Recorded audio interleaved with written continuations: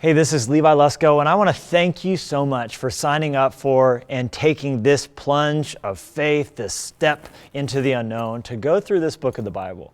And let me just stop right here and say, if you're new to faith, or if you've never done anything like this before, maybe your friend said, "Hey, you should come." Let me just say that I think God is going to bless you for this step of faith.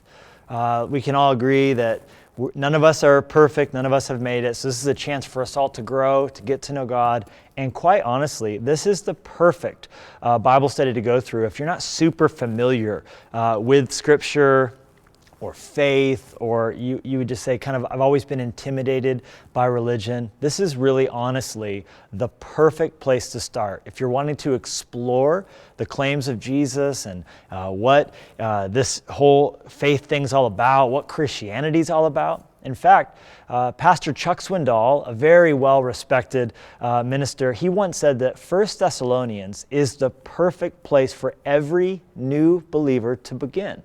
When I heard that, I thought, that's interesting. I've always told people they should start with John. And it was almost like he was reading my mind, because he said, now you might think that the Gospel of John would be the best place to start. And I thought, I do think that.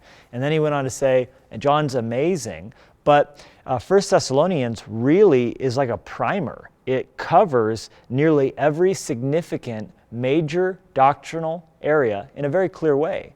And it was written to new believers by someone who himself at one point would have said, I never thought I would be a believer.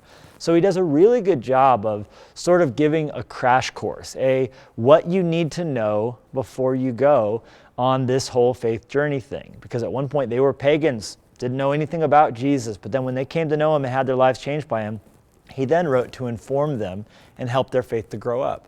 So this would be a great chance to get your feet wet and to figure some things out.